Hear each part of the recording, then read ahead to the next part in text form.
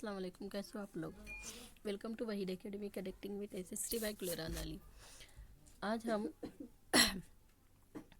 CTET दिसंबर 2024 की practice कर रहे हैं, पेपर 2 एसएसटी की, क्लास 7 हिस्ट्री की। चलते हैं क्वेश्चन नंबर फर्स्ट पर। Mansab was a grading system used by the Mughals to fix. मनसब मुगलों द्वारा चलाई गई एक श्रेणी व्यवस्था थी जिसके जरिए रैंक, सैलरी, मिलिट्री रिस्पॉन्सिबिलिटीज़ निर्धारित किए जाते थे। बी में बोल रहा है कि मनसबदारों की सेना उत्तरदायित्वों का निर्धारण एक संख्या पर निर्भर था, डिपेंड होता था, जिसे जात कहा जाता था। The mansabdars military responsibilities were determined by a numerical values called जात।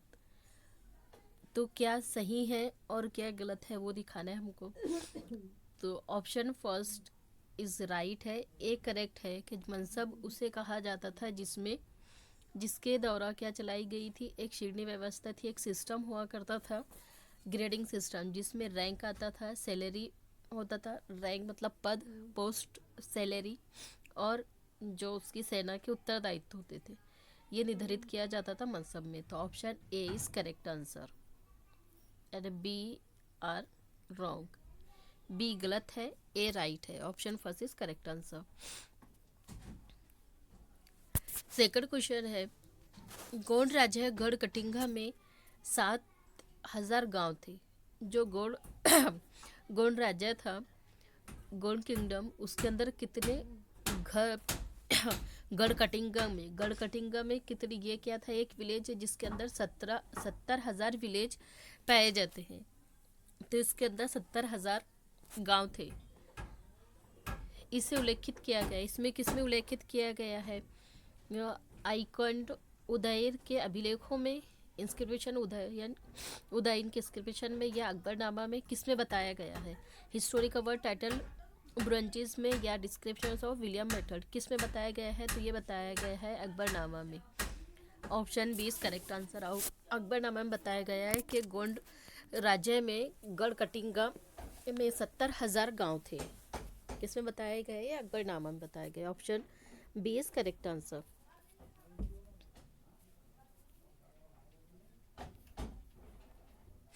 निम्नलिखित कथन अभिकथन और कारण पर विचार करें।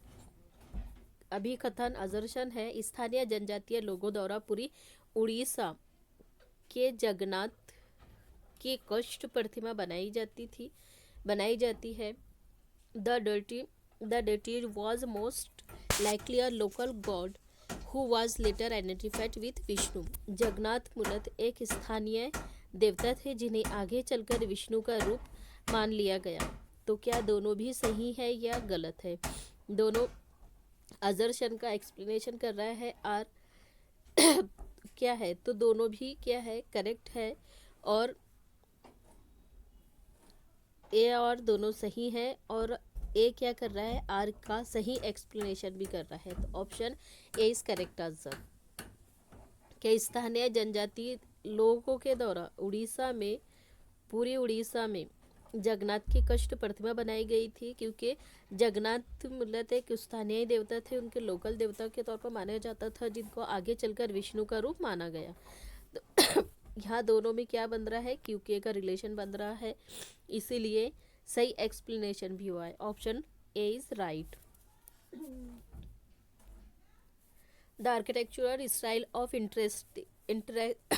intersecting arches in high ceiling roof is common between ऊंची भीतरी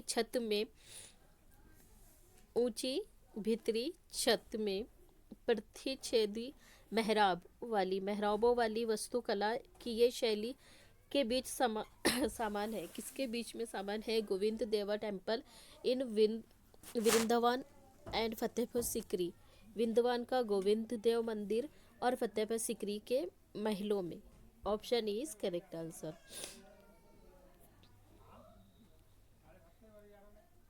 सातवीं सदी के आते आते भारतीय उपमहाद्वीपों में निम्नलिखित जनजातीय बदलाव अस्तित्व में आ चुके हैं। तो कैसे अस्तित्व में आए थे, बड़े भूस्वामी और योद्धा सरदार राजा बन सकते थे। जो बड़े भूस्वामी और नंद थे वो क्या हो रहे थे, वो सरदार राजा बन रहे थे, और ब्राह्मणों ने अपने परंपरागत पेशों को छोड़कर शास्त्र उठा लिए थे। तो इसमें क्या सही है, तो दोनों भी सही है, A and B are correct. के बढ़े भूस्वामी और योद्धा सरदार राजा बन सकते थे। कब की बात है ये, 7वीं सदी की बात है। और ब्राह्मणों ने अपने परंपरागत पेशे को छोड़कर शास्त्रों को उठा लिए थे। तो ऑप्शन सी इज करेक्ट। ए और बी दोनों भी क्या है, करेक्ट है।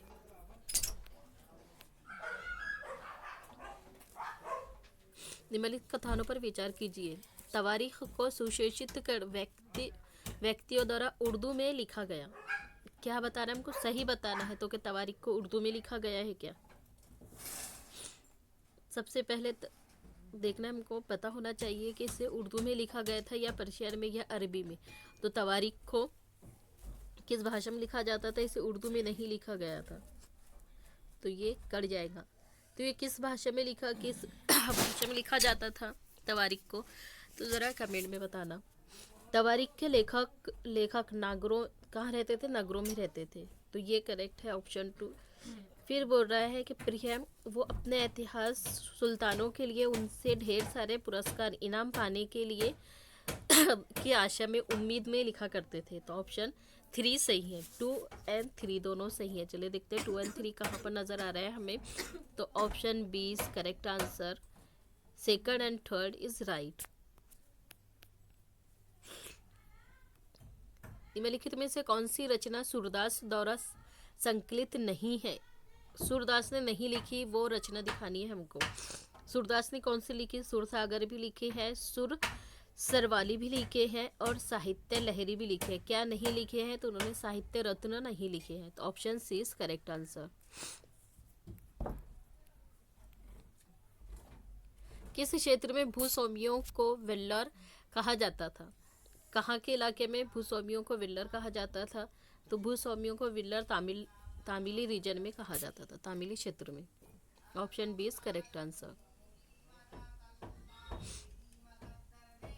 18वीं शताब्दी के दौरान मुगल साम्राज्य धीरे धीरे कई स्वतंत्र क्षेत्र राज्यों में बिखर गया था।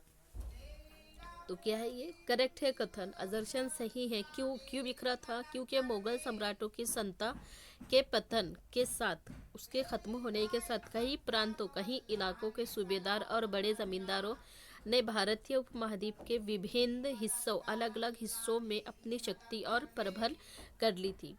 ये कारण था उसका, मुगल साम्राज्य का धीरे धीरे अलग होना, बिखरना। तो दोनों भी क्या है, सही है, और ए आर का एक्सप्लेनेशन भी कर रहा है। तो option A is right, correct answer ए होगा।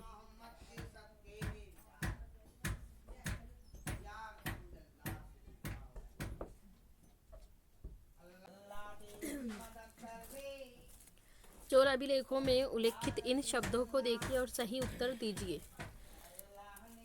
वेलन वेगाई, देवदान, पलीचंदम और शाला भोग किसे कहा जाता था, ये क्या है।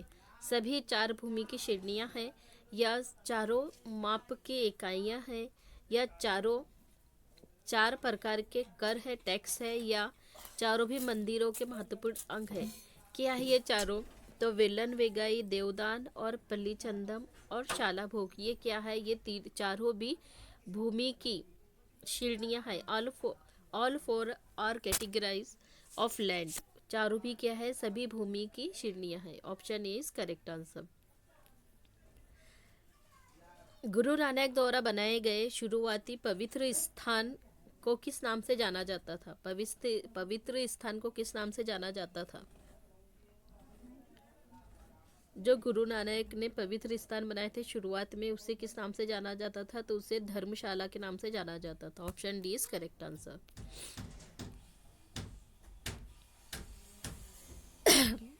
असर्शन एंड रीजन का फिर से क्वेश्चन है। लगभग 2500 साल पहले कुछ जनपद दूसरों की तुलना में अधिक महत्वपूर्ण हो गए और इन्हें महाजनपद कहा जाने लगा। सही तरीके से, क्योंकि सही तरीके से किलेबंदी की गई, सेनाएं खड़ी की गई और सेनाओं के रख रखाव के लिए एक सही कर टैक्स व्यवस्था लागू की गई। तो क्या ये दोनों भी सही है? तो ये दोनों भी करेक्ट है। सही एक्सप्लेनेशन हो रहा है ए का। आर ए का सही व्याख्या कर रहा है, सही एक्सप्लेनेशन कर रहा है। Option A is correct answer. इनमें से कौन से कथन सुलह कुल के बारे में, कुल के विचार के बारे में सही है? सुलह कुल की नीति किसने लेकर आए थे? अकबर ने। या अब इसके बारे में क्या करेक्ट है हमको वो बताना है।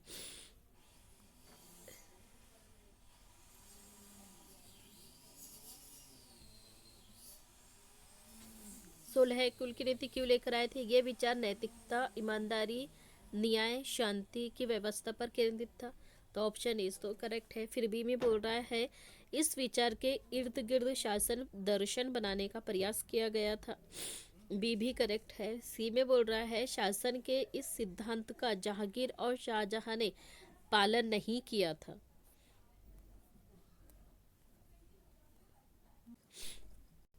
शासन के किसने पालन नहीं किया था? तो जहांगीर और शाहजहां दोनों ने भी सुलह कुल का पालन नहीं किया था। तो ये भी करेक्ट है, मतलब तीनों भी सही है। फिर चौथे में बोल रहा है डी में विभिन्न धर्मों के लोगों के बीच थोड़ा भेदभाव आवश्यक था, इसलिए नहीं। लोगों के बीच का भेदभाव खत्म करने के लिए ही इसे बनाया गया था। तो तीनों भी करेक्ट है। तीनों भी राइट में कहा नजर आ रहा है? ऑप्शन ए में। तो option A is correct answer. Statement का क्वेश्चन है कथन। मुर्शिद कुली खान ने बंगाल के राजस्व का बड़े पैमाने पर पूर्ण निर्धारण करने का आदेश दिया। Murshid Quli Khan ordered a major reassessment of the revenue of Bengal. Statement कारण है क्यों दिया था कि क्योंकि मुर्शिद कुली खान बंगाल में मुगल प्रभाव को कम करना चाहता था। ये करेक्ट है।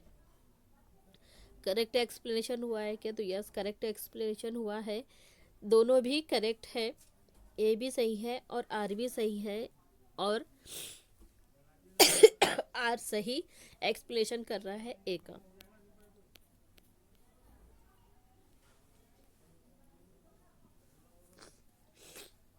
फिर से स्टेटमेंट वाला क्वेश्चन है। निम्नलिखित कथनों को पढ़िए और उपयुक्त विकल्प का चयन करें। आर्यभट्ट ने लिखा कि दिन और रात पृथ्वी के अपने धुरी पर चक्कर काटने की वजह से होते हैं। तो करेक्ट है। आर्यभट्ट ने ग्रहण के बारे में भी वैज्ञानिक तर्क दिया है। ऑप्शन बी भी करेक्ट है। दोनों भी क्या है? सही है। तो ऑप्शन ए इज राइट।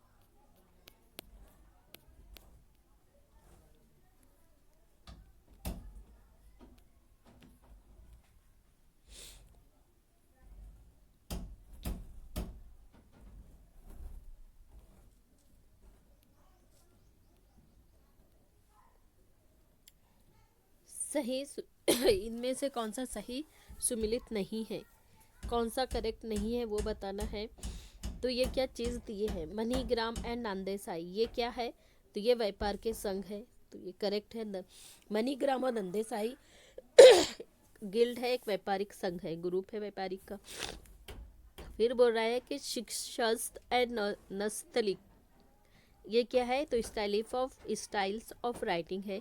शिकस्त और नेस्तलिक ये किसकी है? ये उर्दू लैंग्वेज की एक स्टाइल है लिखने की। तो ये भी सेकंड भी करेक्ट है। फिर बोल रहा है वीटी एंड कदमाई, ये क्या है? Categories of land. वीटी और कदमाई ये भूमि की श्रेणियां हैं, इस तरह से बता रहा है। तो नहीं, ये भूमि की श्रेणी नहीं है। फिर मोविंदर एंड आर्यर, ये क्या है? तो मोविंदर और आर्यर ये टाइटल्स है, उपाधियाँ हैं। तो ये भी सही है। हमको क्या बोला है? नहीं बताना है जो करेक्ट नहीं है वो, और करेक्ट नहीं है ऑप्शन सी। तो वीटी और कदीमाई क्या है? अगर से वो भूमि की श्रेणियाँ नहीं है तो फिर क्या है? तो ये है वीटी और कदीमाई बेघर कर और भू राजस्व कर है, मतलब ये क्या है? टैक्सेस है। तो option C is correct answer. निम्नलिखित कथनों पर विचार कीजिए और सही कथन वाले विकल्प को चयन करें। The Ashoka's pillar at Allahabad provide information about emperor Ashoka's. Allahabad में अशोक स्तंभ सम्राट अशोक के बारे में सूचना प्रदान करता है। तो क्या है, अहलाबाद में है क्या ये? तो ऑप्शन ए हमारा रॉन्ग हो जाएगा। फिर बोल रहा है कि अशोक स्तंभ पर अभिलेख हरिसेन द्वारा एक काव्य के रूप में लिखे गए हैं, तो ये करेक्ट है। फिर बोल रहा है परिशिष्टियों में जिन साधारण और सामाजिक जीवन के बारे में लिखा गया है, ये भी गलत है। तो ऑप्शन 2 इज राइट।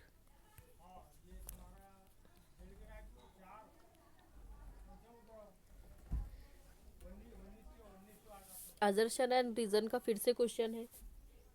शंकर उदयत के समधरिक थे, जिसके अनुसार जीवित्मा और परमात्मा जो कि परम सत्य है, दोनों एक ही है। फिर शंकर ने हमारे चारों ओर के संसार को मिथ्या माया माना और मोक्ष प्राप्त करने के लिए संसार का परित्याग करने का उपदेश दिया। तो ये भी करेक्ट है, मतलब दोनों भी सही है। और ए का क्या कर रहा है, आर एक्सप्लेनेशन भी कर रहा है दोनों का। आर सही एक्सप्लेनेशन कर रहा है आर का, मतलब यहाँ पर दोनों में क्या हो रहा है, क्योंकि का रिलेशन बन रहा है। तो option A is correct answer.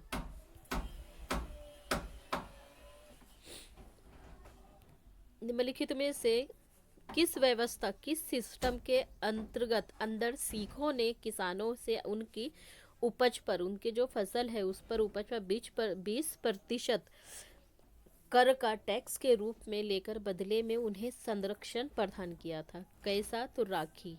Option D is correct answer.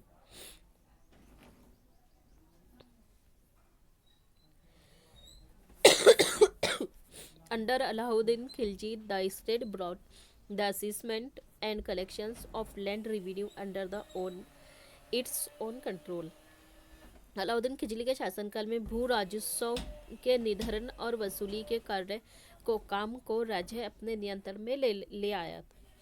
फिर बी बोलता है कि स्थानीय सामंतों द्वारा कर लगाने का अधिकार जारी रहा और उन्हें कर चुकाने से छूट दी गई। तो ये सही है कि उन्हें छूट दी गई कि नहीं, उन्हें कर चुकाने से छूट नहीं दी गई थी। तो option A is right and B is wrong. कहाँ नजर आ रहा है हमें? Option A is correct and B is wrong. तो ऑप्शन ए में ही हमें नजर आ रहा है A is true but B is false. तो option A is correct answer. Manimekalai के बारे में है। निम्नलिखित कथनों में से कौन सा कथन मणिमेखलाई महाकाव्य के विषय में सही है? It was written in Tamil. ये तमिल में लिखा गया था। क्या ये करेक्ट है? ये तमिल में लिखा गया था। तो यस, मणिमेखलाई का नाम जैसे ही आता है तो हमारे ध्यान में क्या आना चाहिए? तमिली रिटन या तमिली भाषा। सेकंड में पूछ रहा है कि स्थानांतरण नामक कवि द्वारा लिखा गया है। कौन से नाम से, किसने लिखा है इसे? इसे संतनार ने लिखे हैं। तो करेक्ट है, इसे संतनार में लिखे हैं। उसमें कंवलन और माधवी की बेटी की कहानी है। मणिमेखलाई में किसकी कहानी है? तो इसमें कंवलन और माधव की बेटी की कहानी है। तो करेक्ट है। फिर बोल रहा है ये लगभग 2500 साल पहले लिखा गया। तो नहीं, ये 2500 साल पहले नहीं लिखा गया। A B is correct. तो option A is right answer.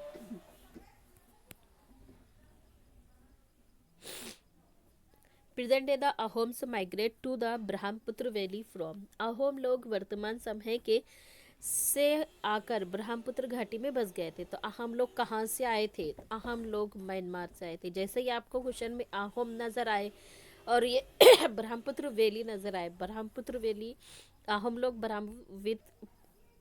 Brahmaputra valley में कहाँ से आए थे?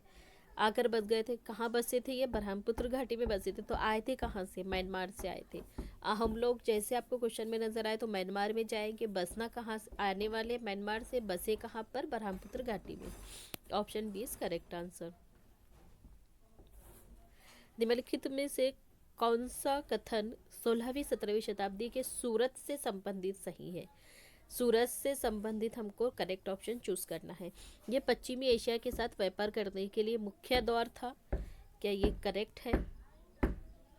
मुख्य द्वार माना जाता था, तो करेक्ट। ये it was the gateway of trade with West Asia, पश्चिमी एशिया के साथ व्यापार करने के लिए मुख्य द्वार माना जाता था, राइट वे माना जाता था। फिर सेकंड में बोल रहा है इसे मक्के का प्रस्थान द्वार कहा जाता था क्योंकि बहुत से हज यात्री जहाज से यहीं से रवाना होते थे, तो ऑप्शन बी भी करेक्ट है।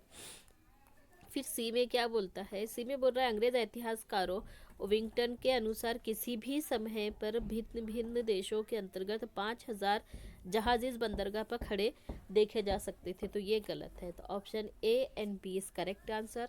देखते हैं ऑप्शन ए एंड बी कहाँ पर राइट है, तो ऑप्शन ए में, option A is correct answer.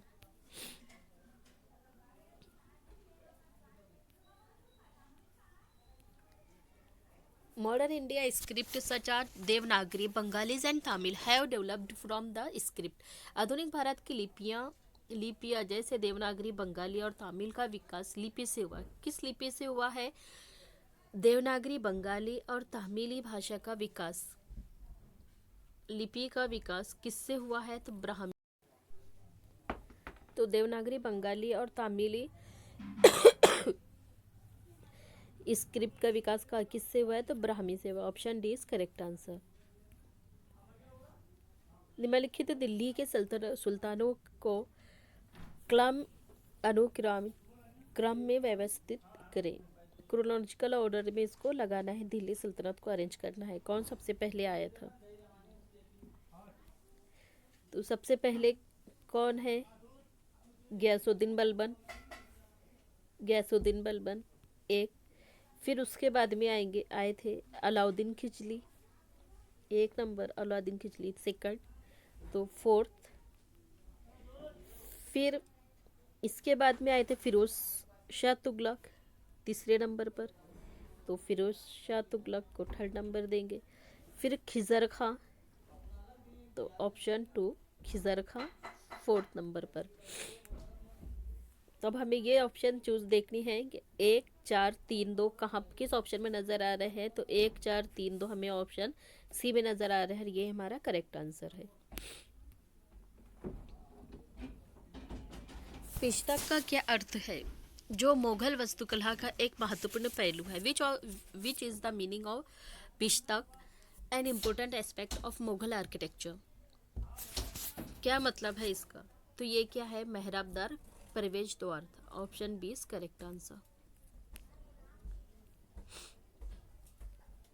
निम्नलिखित में से किसने खालसा संस्था का निर्माण किया? Who among the following founded the institutions of Khalsa. Khalsa का फाउंडर कौन है? तो खालसा का फाउंडर है Guru Gobind Singh. Option C is correct answer. Where is Odisha did tribal people protect against displacement open the setting up of an aluminium mine? Orissa के किस क्षेत्र में एल्यूमिनियम कंपनी द्वारा खान लगाने पर आदिवासियों द्वारा विस्थापन के विरोध में आंदोलन चलाया गया था? कहाँ पर चलाया गया आंदोलन? तो आंदोलन चलाया गया है नियमगिरी पहाड़ी में। Option B is correct answer.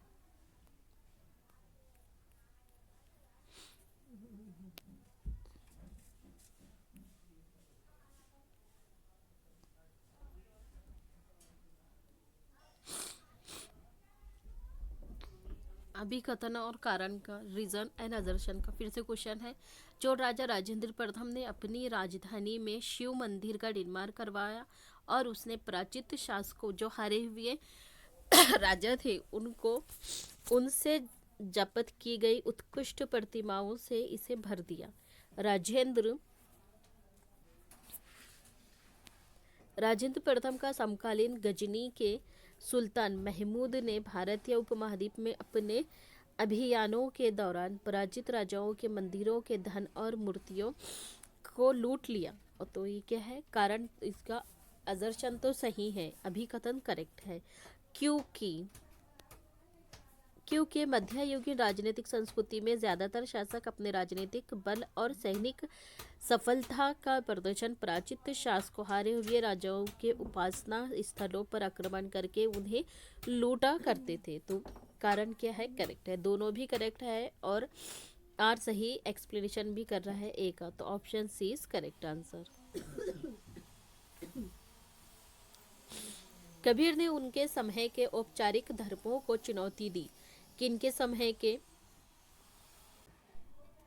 किनके समय के? पुजारी वर्ग का उपहास उड़ाने के दौरान कबीर ने उनके समय के औपचारिक धर्मों को चुनौती दी, क्योंकि रेडियो पुजारी वर्गों के उपहास उड़ान के दौरान। Option A is correct answer. शासकों द्वारा मंदिर और मस्जिदों का निर्माण किया गया था क्योंकि भगवान के साथ अपनी घनिष्ठता घोषित करने के लिए।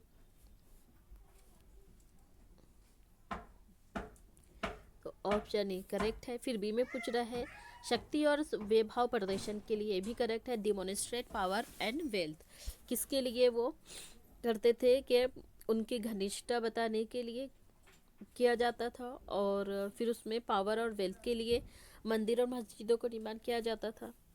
फिर पुजारी वर्ग को संतुष्ट करने और उनका समधरण पाने के लिए, उनका सपोर्ट पाने के लिए भी की जाती थी। तो तीनों भी करेक्ट है, ऑप्शन डी इज राइट। निम्नलिखित में से कौन सी क्षेत्रीय भाषा का प्रयोग उपमहाद्वीप के सरकारी अभिलेखों में सबसे पहले हुआ था? मलयालम भाषा, option C is correct answer. निम्नलिखित कथनों में से कौन सा कथन रजिया सुल्ताना के बारे में एक ऐतिहासिक मिन्हाजुस सिराज के संबंध में सही है? कथन दिया है स्टेटमेंट फर्स्ट। उसने स्वीकार किया है कि रजिया अपने सभी भाइयों से अधिक योग्य और सक्षम थी।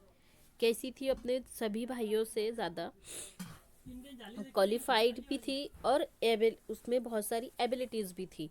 He recognized that Razia was more able and qualified than all her brothers. फिर स्टेटमेंट बी में बोल रहा है he was not comfortable at having a queen as a ruler. वो अपने रानी को शासक के रूप में मान्यता नहीं दे पा रहा था। तो क्या है ये? दोनों भी करेक्ट है, दोनों भी स्टेटमेंट राइट है, तो option C is correct answer.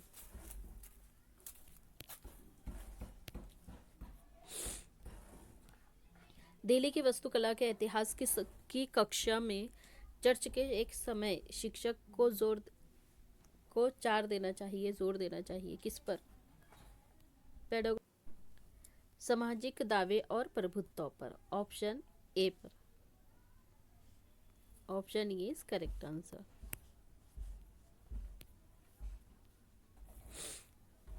Statement first, फिर से स्टेटमेंट का क्वेश्चन है। ब्राह्मणों को समीक्ष भोजन करने की अनुमति नहीं थी।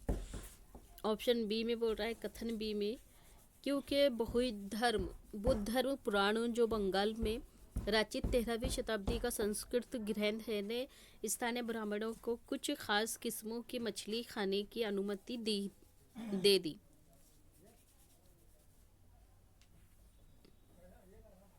तो क्या करेक्ट है? तो दोनों भी क्या है? रॉन्ग है। सॉरी दोनों भी करेक्ट है, ऑप्शन डी इज राइट। निम्नलिखित में से कौन सा दिल्ली सल्तनत का भाग नहीं है? दिल्ली सल्तनत का भाग कौन सा नहीं है? राजपूत वंश, मंगोल या प्रारंभिक तुर्की शासक, सैयद वंश। दिल्ली सल्तनत का भाग नहीं है। कौन सा नहीं है दिल्ली सल्तनत का भाग? तो Mongols. Option B is correct answer. Which of the following are the technological and stylistic developments were noticeable from the 12th century? निम्नलिखित में से कौन सा 12वीं शताब्दी में प्रायोगिक और शैली संबंध दिखाई पड़ने वाला परिवर्तन था? कौन सा परिवर्तन था 12वीं शताब्दी में? तो छपाकार एवं चूना पत्थर सीमेंट का प्रयोग करना। Option E is correct answer. Accurate and use of limestone cement.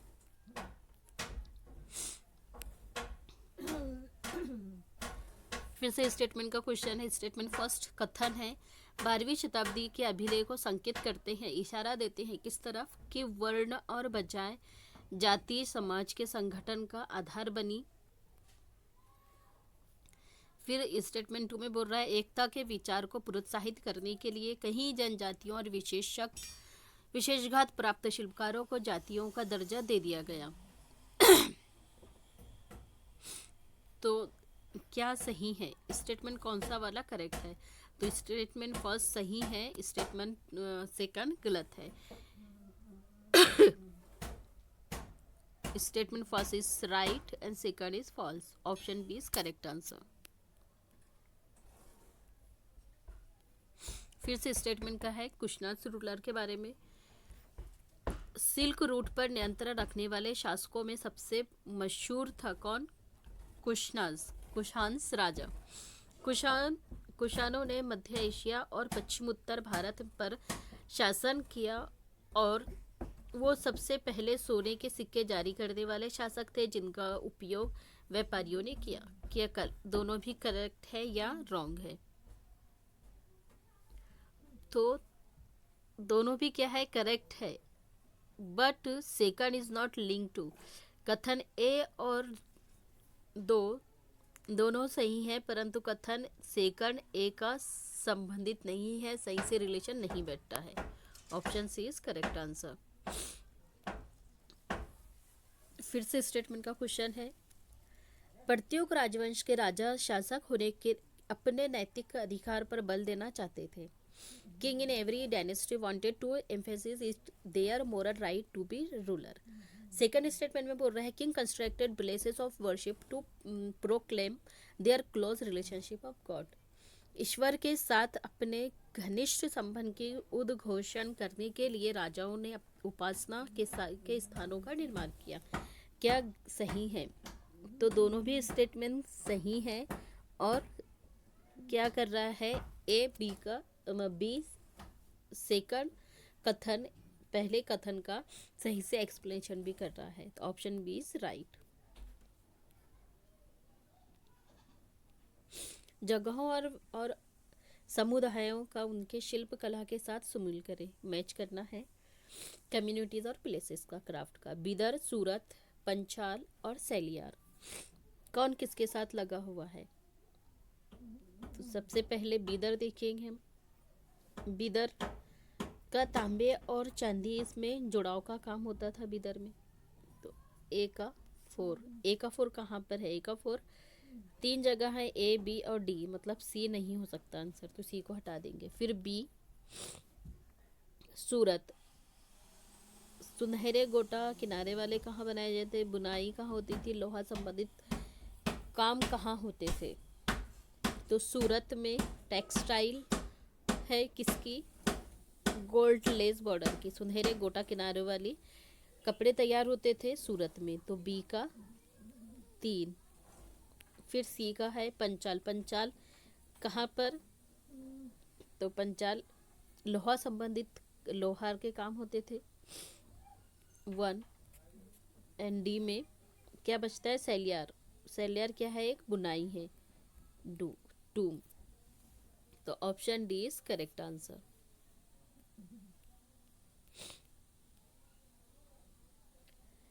Match the term with it corresponding role in the village of North India. In North India निम्नलिखित शब्दों का उत्तर भारत के गांवों में उनकी अनुरूप भूमिका के साथ मिलान कीजिए। ग्राम भोजक को क्या कहा जाता था और कहाँ पर कहा जाता था? तो ग्राम भोजक को भूस्वामी कहा जाता था। ये हमको पता ही होना चाहिए। ग्राम भोजक को भूस्वामी कहा जाता था, मतलब ग्राम प्रमुख भी कहा जाता है। ए का 4। फिर बी का गृहपति कौन होता है? गृहपति होते हैं स्वतंत्र कुशल, फ्री फार्मर। बी का 3। फिर दास कर्मकारी कौन होते हैं? तो ये होते हैं वर्कर। दूसरों के ज़मीन पर जो काम करने वाले होते हैं वो दास होते हैं। दूसरों की ज़मीन पर काम करने वाले दास कहलाते हैं। ये आपको ध्यान में रखना है। दूसरों की ज़मीन पर काम करने वाले जो मजदूर होते हैं उन्हें दास कहते हैं। गृहपति कौन होता है? तो गृहपति फ्री फार्मर होता है, आज़ाद किसान, आज़ाद किसान को गृहपति कहते हैं। ग्राम भोजक कौन होता है? तो ग्राम प्रमुख होता है, जिसे स्वामी विलेज हेडमैन के नाम से जाना जाता है। ग्राम भोजक, विलेज हेडमैन, गृहपति, फ्री फार्मर, आज़ाद किसान और दास, दूसरों के खेत में मजदूर करने वाला। तो ऑप्शन ये इज करेक्ट आंसर। संगम कविताओं में एक तामिली शब्द मूवेंदर की चर्चा मिलती है, जिसका अर्थ है तीन मुखिया। निम्नलिखित में से कौन से समुच्चय तीनों मुखियाओं का सही प्रतिनिधित्व करता है? चेरा, चालुक्य, चोल या पांड्या, चोला, चालुक्य, चोला, सतवाहन, चालुक्य या चोला, चेरा और पांड्या। तो option D is correct answer. Chera, Chola और पांड्या ये त्रि मूवेंदर है। दिल्ली सल्तनत राज्य के सही क्रम में लगाना है। सबसे पहले दिल्ली पर किसकी हुकूमत थी? तो सबसे पहले दिल्ली पर तुर्की आए थे, फिर तुर्की के बाद में खिलजी, खिलजी के बाद तुगलक, तुगलक के बाद सैयद और लास्ट में लोदी। लोदी के बाद में फिर कौन थे? तो लोदी के बाद में फिर थे मुगल, मुगल्स आए थे। तो आप इसको याद कैसे रखेंगे?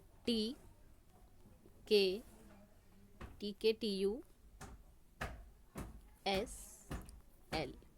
इस तरीके से उसके शॉर्ट ट्रिक्स पे भी याद रख सकते हैं।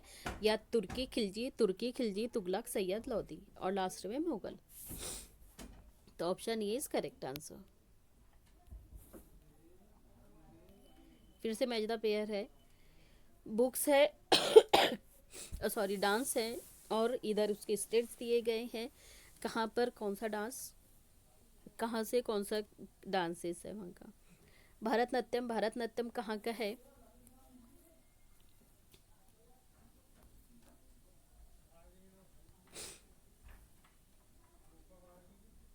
भारतनाट्यम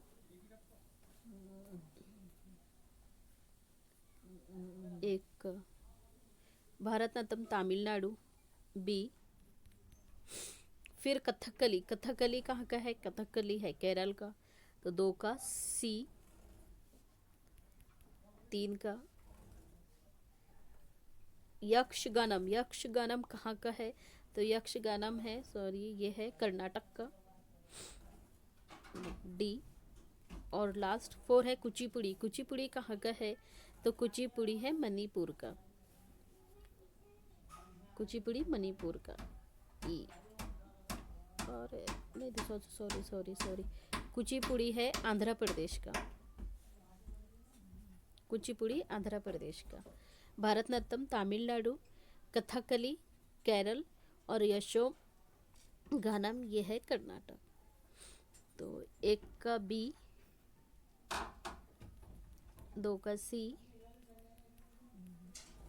3 का डी और 4 का A. Option B is correct answer.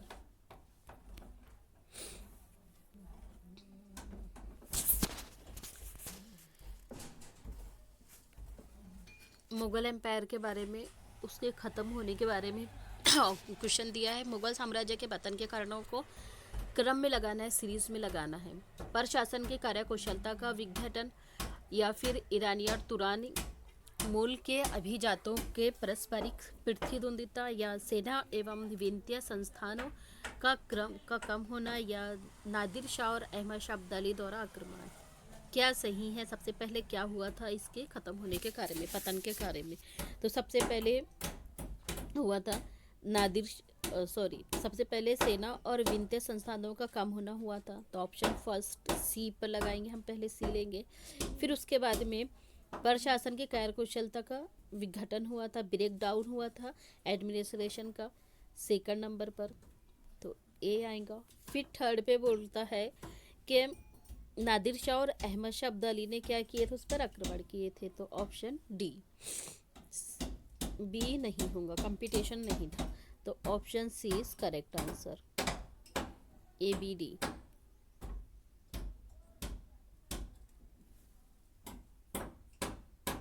Last में ऑप्शन बी होगा, मतलब सबसे पहले सी फिर ए। सबसे पहले क्या हुआ था?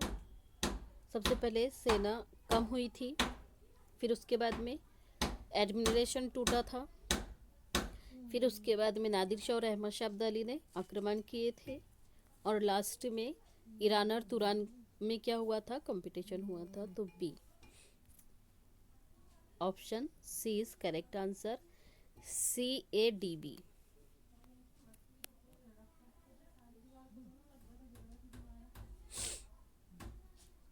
तोमर ने कब से कब तक हुकूमत की, अनंग पाल ने कब से कब तक हुकूमत की, चौहान ने और पृथ्वीराज चौहान ने। तो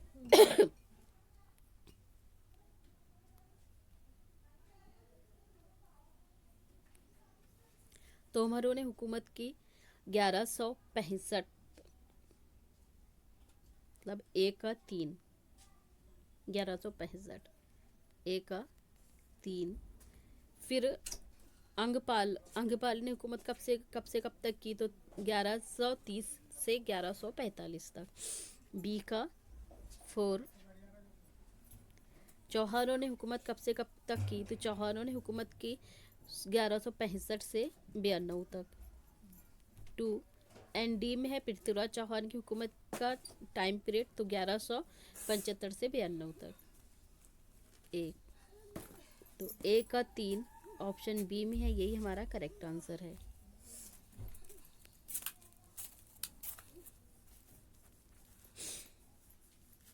प्राचीन तमिलनाडु में बस्तियों को उर कहते थे,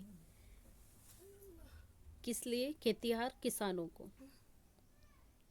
option C is correct answer.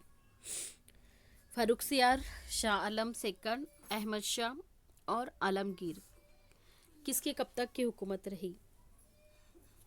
तो सबसे पहले हम देखेंगे फारुखसियार की हुकूमत कब से कब तक रही, तो 1713 से 1719 तक, मतलब एक का सेकंड। फिर शाह आलम सेकंड ने हुकूमत कब से कब तक की, शाह आलम ने हुकूमत की 1759 से 1816 तक, मतलब एक। ऐसे शाह आलम अहमद शाह ने हुकूमत की 1748 से 54 तक, एंड लास्ट में डी आलमगीर ने हुकूमत कब से कब तक की, तो 1754 से 1759 तक, तीसरा। तो ए का 2 कहाँ पर है, ए का 2 ऑप्शन सी में है, और यही हमारा करेक्ट आंसर है। Option C is correct answer.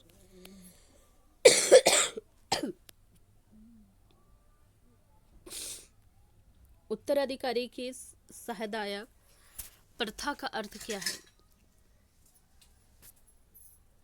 ये है सभी पुत्रों के बीच विरासत का विभाजन करना, divisions of the inheritance among all of the son. Option D is correct answer.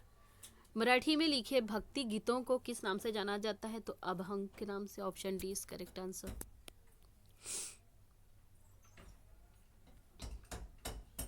मौजूदा महाराष्ट्र में रहे संतों के बारे में निम्नलिखित कथनों को पढ़िए और सही उपयुक्त को विकल्प करें। 13वीं से 17वीं शताब्दी में हुए कवि संतों ने सभी प्रकार के कर्मकांडों और जन्म पर आधारित अंतरों का विरोध किया था। तो क्या है ये, करेक्ट है। 13वीं से 17वीं शताब्दी के बीच में जो भी संत हुए थे उन्होंने अंतरों का विरोध किया था। फिर ऑप्शन बी में बोल रहा है, this sant poet preferred earning their livelihood and humbly serving fellow human being in need. इन कवि संतों ने रोजी रोटी कमाने और विनम्रता पूर्वक जरूरतमंद साथी व्यक्तियों की सेवा करते हुए जीवन बिताने को अधिक पसंद किया। तो दोनों भी क्या है, करेक्ट है, दोनों भी राइट है। कहाँ पर नजर आ रहा है हमें, ऑप्शन ए में। Option A is correct answer. कौन सा सही सुमिलित है। बख्शी किसे कहा जाता था, तो बख्शी सैनिक वेतन अधिकारी को कहा जाता था। Bakhshi officers in charge of military organisation, correct है। ये भी नहीं है बोला है कि सही है बोला है, सही है बोला है। मैच द करेक्ट मैच करना है, तो ये भी करेक्ट है। फिर बोलता है कि सरदार कौन होता है, तो सरदार का काम होता है minister in charge of religious and charitable patronage. सदर का काम होता है धार्मिक और धर्मांतर किए जाने वाले का मंत्री का। तो बी भी करेक्ट है। फिर बोल रहा है इक्तिदार क्या होता है, तो इक्तिदार होता है military.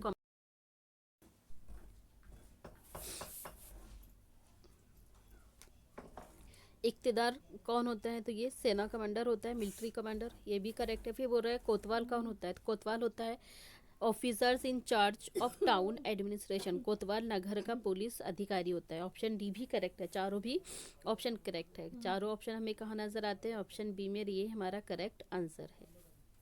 Option B is right.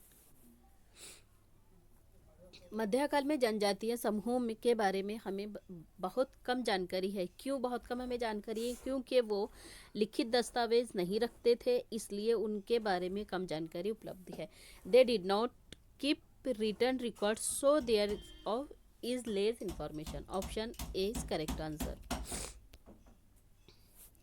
खुदा खुदा की रचना के खाते में उसका ब्यौरा चूंकि मर्दों की सूची में नहीं आता, इसलिए इतनी शानदार खूबियों से भी उसे आखिर हासिल क्या हुआ। ये लेखांश 13वीं शताब्दी में किसके लिए लिखा गया था, तो किसके लिए लिखा गया था, ये रजिया के लिए लिखा गया था। Option 2 is correct answer.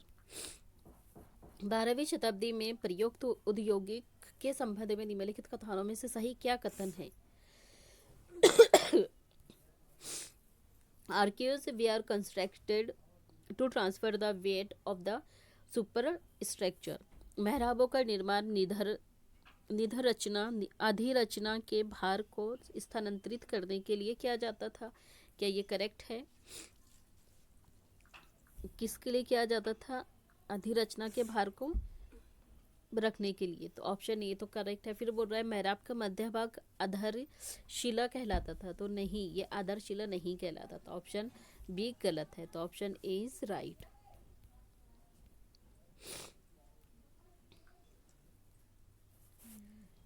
Shahjahan के शासनकाल के दौरान मुगल वास्तुकला के विभिन्न तत्व एक भव्य सुसंगत संचलन में लाए गए थे। क्या कारण था? क्योंकि उनके शासनकाल में अनवरत निर्माण कार्य चलते रहे, विशेष रूप से आगरा और दिल्ली में। तो दोनों भी क्या है, करेक्ट है और सही। आर क्या कर रहा है, एक का सही एक्सप्लेनेशन भी कर रहा है।